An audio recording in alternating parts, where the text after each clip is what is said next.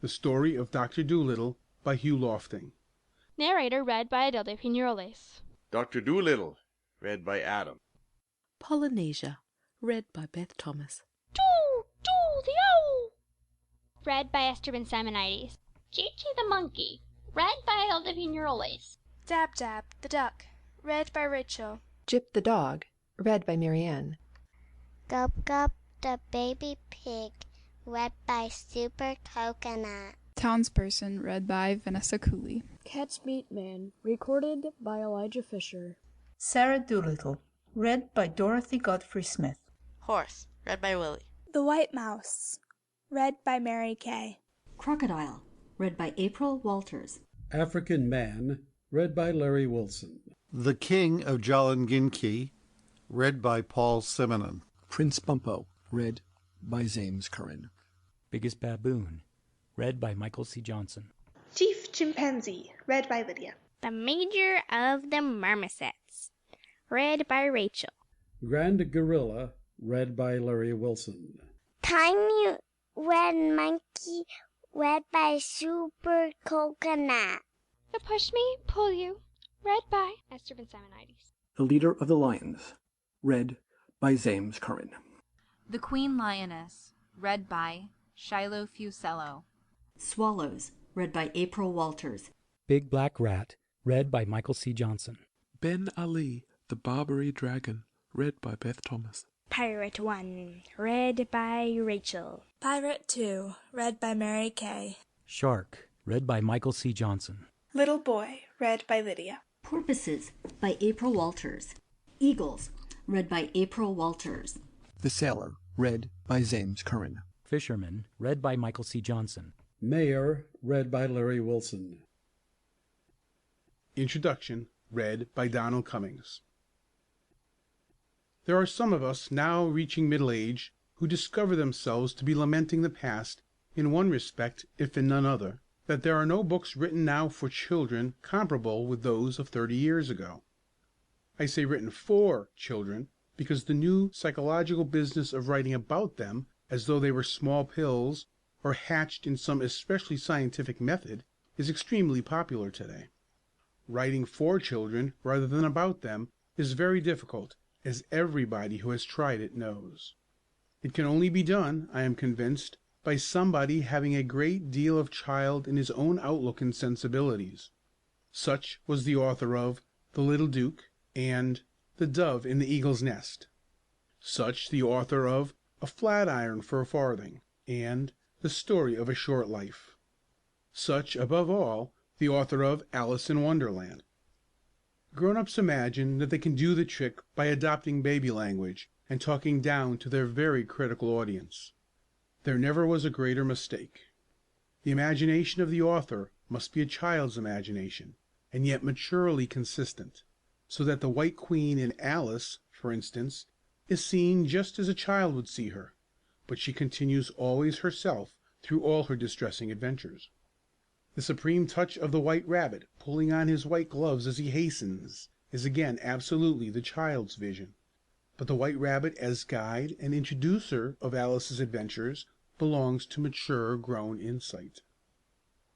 Geniuses are rare, and, without being at all an undue praiser of times past, one can say without hesitation that until the appearance of Hugh Lofting, the successor of Miss Young, Mrs. Ewing, Mrs. Gaddy, and Lewis Carroll had not appeared. I remember the delight with which some 6 months ago I picked up the first Dolittle book in the Hampshire bookshop at Smith College in Northampton. One of Mr. Lofting's pictures was quite enough for me. The picture that I lighted upon when I first opened the book was the one of the monkeys making a chain with their arms across the gulf. Then I looked further and discovered Bumpo reading fairy stories to himself, and then looked again, and there was a picture of John Dolittle's house. But pictures are not enough, although most authors draw so badly that if one of them happens to have the genius for line that Mr. Lofting shows there must be, one feels something in his writing as well. There is. You cannot read the first paragraph of the book, which begins in the right way, once upon a time, without knowing that Mr. Lofting believes in his story quite as much as he expects you to. That is the first essential for a storyteller. Then you discover as you read on that he has the right eye for the right detail. What child inquiring mind could resist this intriguing sentence, to be found on the second page of the book? Besides the goldfish in the pond at the bottom of his garden, he had rabbits in the pantry, white mice in his piano, a squirrel in the linen closet, and a hedgehog in the cellar. And then, when you read a little further, you will discover that the doctor is not merely a peg on whom to hang exciting and various adventures, but that he is himself a man of original and lively character. He is a very kindly, generous man, and anyone who has ever written stories will know that it is much more difficult to make kindly, generous characters interesting than unkindly and mean ones. But Dolittle is interesting. It is not only that he is quaint, but that he is wise and knows what he is about. The reader, however young, who meets him gets very soon a sense that if he were in trouble, not necessarily medical, he would go to Dolittle and ask his advice about it. Dolittle seems to extend his hand from the page and grasp that of his reader, and I can see him going down the centuries a kind of Pied Piper, with thousands of children at his heels. But not only is he a darling and alive and credible, but his creator has also managed to invest everybody else in the book with the same kind of life.